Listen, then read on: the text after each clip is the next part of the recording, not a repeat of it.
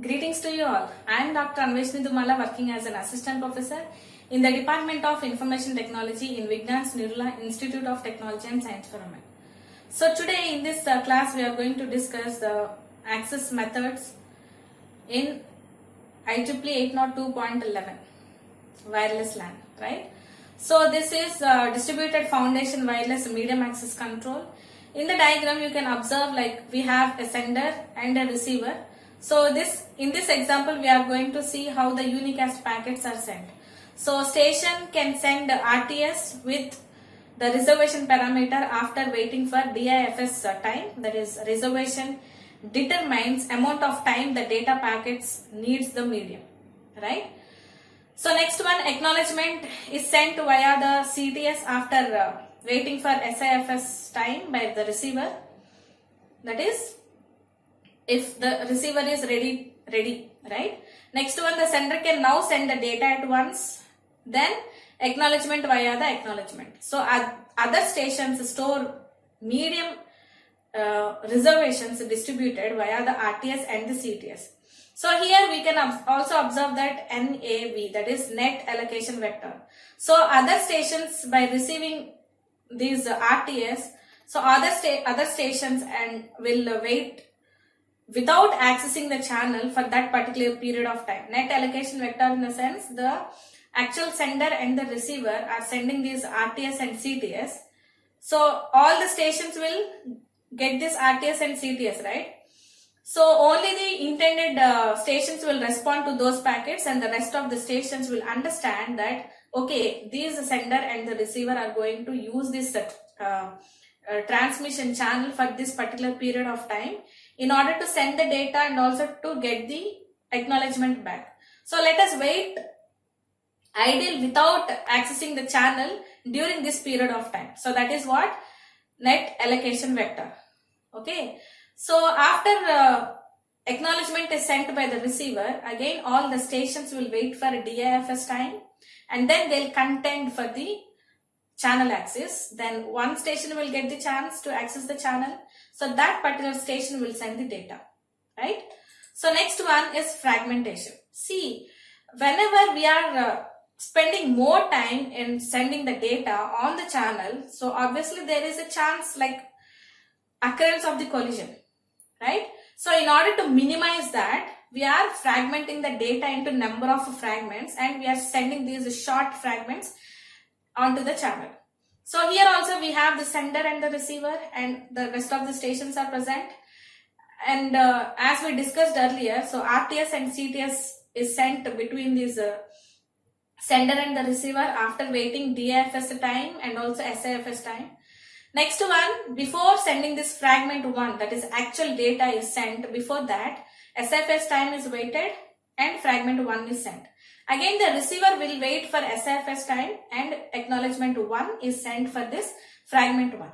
Next one, fragment 2 is sent and also acknowledgement 2 is sent in the same process. Meanwhile, the rest of the stations will remain calm without attempting to access the channel, that is net allocation vector. Whenever they receive these RTS, CTS and also fragment 1 and acknowledgement, so during this time the rest of the stations are remaining calm. That is how we are able to stopping the other stations from accessing the channel so that we are able to minimize the interference or to reduce the collisions in the network.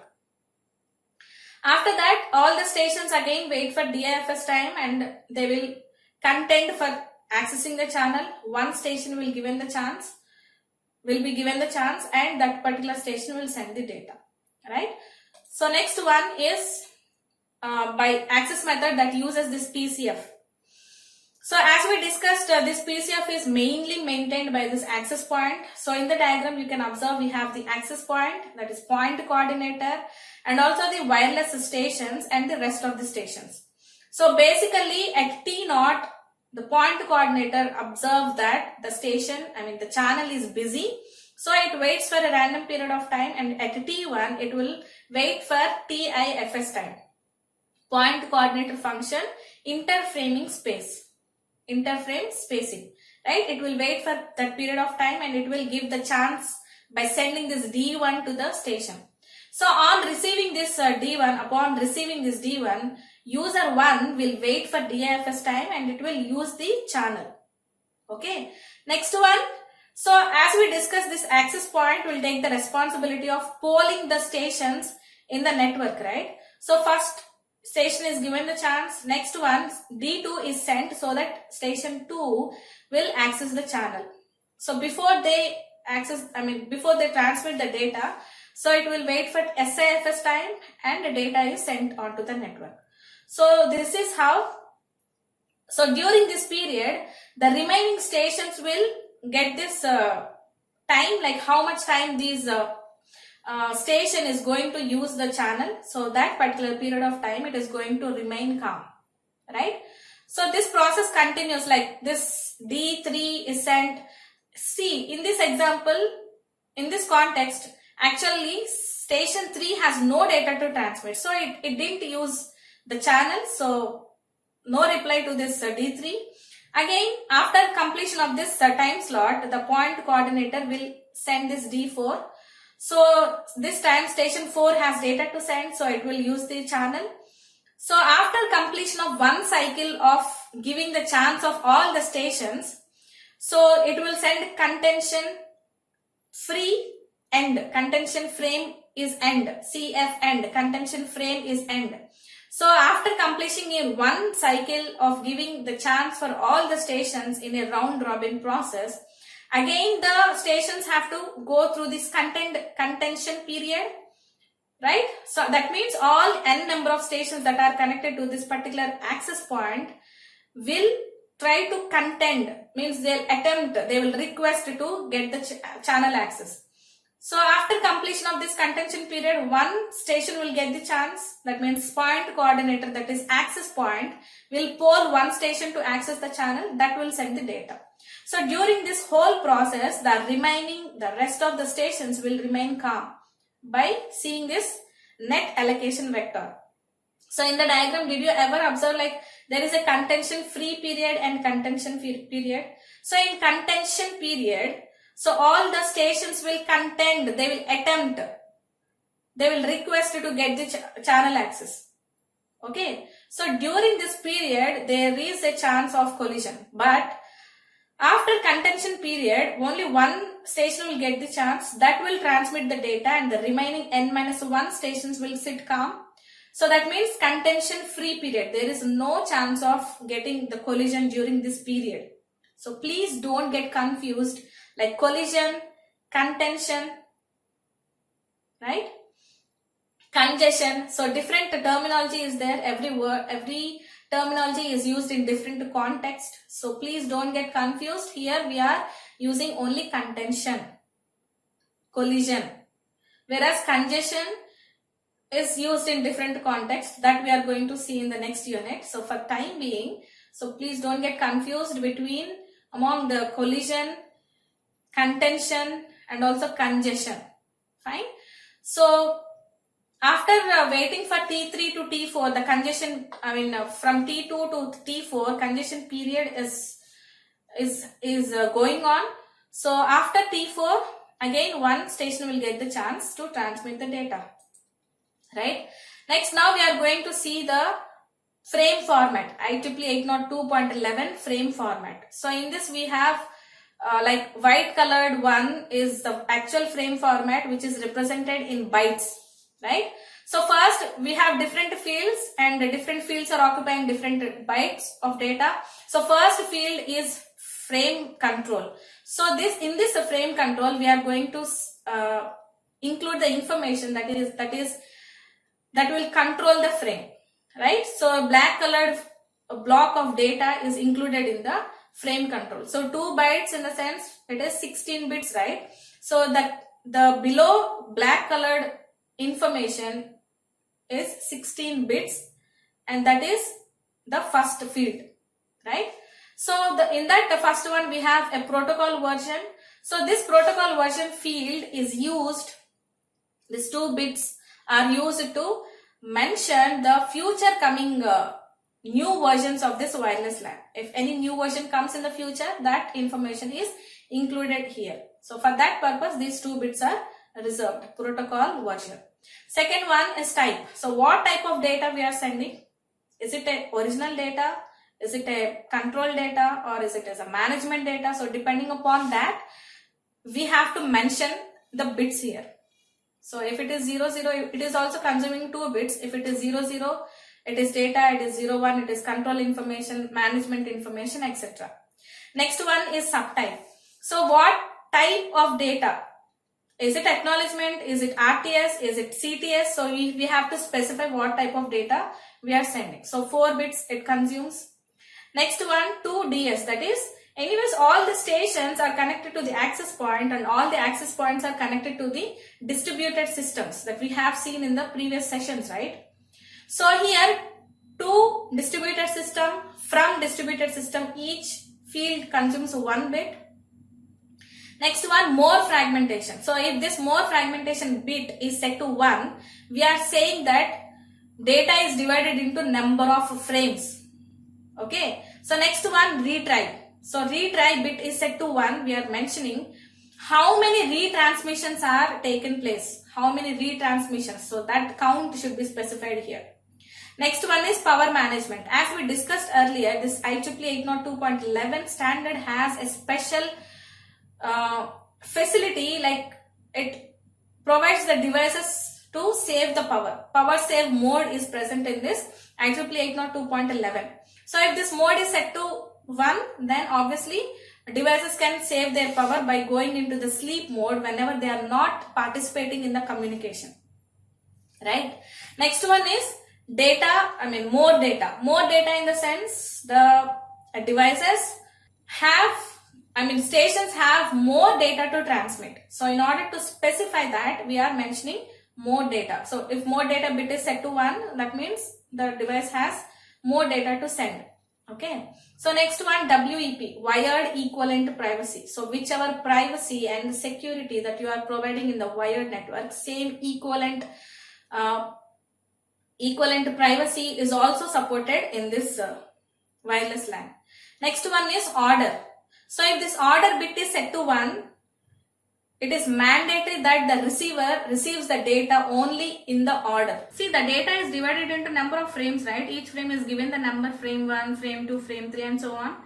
So if the receiver got frame 1, after that frame 3, it will not receive frame 3 because it is supposed to receive and process the data in the order only. So unless it gets the frame 2, it will not accept the frame 3. So that's the idea of this order bit. Okay. So next one, so coming to the original, second field in this original frame format, that is duration ID. So this consumes the 2 bytes. Okay. So duration ID in the sense it is consuming, we are specifying the time, how long we are going to use that medium. So that time duration is mentioned here. Next one, you can observe address 1, address 2, address 3 and also address 4. These 4 different addresses are the MAC addresses. See, did you observe? These fields are consuming 6 bytes, which means 48 bits. MAC address or the physical address is of size 48 bits, right? So we'll see what is the combination of this. So there is a relation between these 4 addresses and also the 2 distributed system and from distributed system. Fine. So next one is sequence control. It is consuming 2 bytes. Sequence control in the sense, in order to avoid the duplicate packets when retransmitted again and again, in order to drop those duplicate packets, we are using these sequence numbers. Okay. So next one, if the same frame comes with the same sequence number, what does that mean? So duplicate packets, right? So we can avoid that. So next one is data. So data is of variable length. It can be from the range like 0 to 2312 bytes. Next one is CRC. Again, CRC is a 32-bit data, right? So 32-bit in the sense it is 4 bytes. So cyclic redundancy check code is specified here, right? So next one, MAC address format. So in this MAC address format, now we are going to see the relationship between the 2 distributed system from distributed system and the 4 addresses. So with 2 bits, we can have 4 combinations like 00, 01, 10 and 11. So first one 0 0. So two distributed system is 0, from distributed system is also 0. So that is ad hoc network. So in that ad hoc network, we are specifying the destination address, destination MAC address, source address, and also the basic service set identity, right? So next one is infrastructure network, which is from the access point, because from distributed system bit is set to 1 and to distributed system is set to 0. That means we have to specify the destination address, basic service set identity, and also the source address. Third combination is 1 0, that is infrastructure network to access point. So here we are supposed to mention the basic service set identity, source address, and also the destination address. Fourth one is both bits are set to 1, that is infrastructure network within the distributed system, right? So here we have to specify the destination address, the source address, and also the receiver's address and the transmitter address. So what is this receiver address and transmitter address? They are the access points address. So whichever the access points that are participating in this communication, those MAC addresses should also be specified here, including the MAC addresses of the devices that are actually communicating. We have stations, right? So stations cannot communicate directly, but through the access point. So whichever the access points that are participating, their own MAC address, and also the source station address and the destination address are specified here, right? So next one, we are going to see the MAC management. So till now we have seen different frame formats and different fields in it. So now we are going to see the MAC management. So MAC is responsible, medium access control is responsible to maintain a synchronization among all the stations in the network. So they have to find the LAN. So whenever they are moving from one access point to the next access point, first of all, they have to find in which network they present. So next one, there should be a synchronization. For that, we are maintaining the internal clocks. So these internal clocks are tuned uniformly to one timestamp, like one time, right? So by receiving this beacon signal, so the access point will take the responsibility to send this beacon frame or beacon signal. So upon receiving this beacon signal, in the beacon, the access point will also put the timestamp. Okay. Upon receiving this beacon frame, all the stations will tune the time according to that particular access point, so that all the stations in the network will be tuned in time. That means they will be in sync with respect to the time with the access point. Okay. So next one is power management. So already we have seen it, right? So MAC has, 802.11 has a special power saving mode, and power saving mode in the sense whenever the devices are not transmitting any data, they can just go into the sleep mode, right? See, I am the receiver and I know when I am going to transmit the data, but how this receiver is going to know when it is going to get the data? Okay. So by receiving this information, like this frame buffering is done, during that point of time, one signal is sent to all the stations. Like access point will send this alerting signal to the receivers who are getting the information. Okay. See, if somebody is sending data to me, I am not transmitting the data, so I will be in the sleep mode and I will save my energy, I will save my power, because I am using the power save mode. I am going into the sleep mode.